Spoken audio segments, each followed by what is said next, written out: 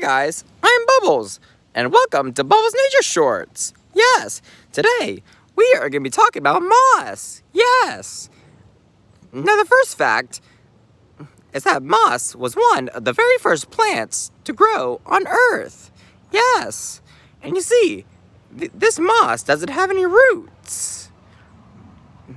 And the lifespan is about 10 years. And the interesting thing that the only thing that they need to feed on is rainwater and dust particles. But they cannot survive much in high traffic areas because of the vroom vrooms and stuff. Yes. So, that's all you need to know about moss.